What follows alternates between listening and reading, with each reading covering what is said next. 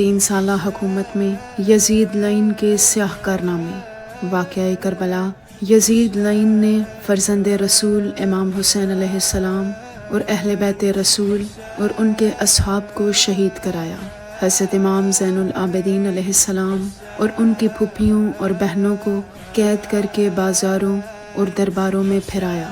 خانہ کعبہ کی تخریب۔ یزید لعین نے خانہ کعبہ پر سنگ بارانی کا حکم دیا۔ خانہ کعبہ کے پردہ کو نظر آتش کرایا۔ واقعہ حرہ۔ یزید نے مدینہ منورہ پر حملہ کرنے کا حکم دیا۔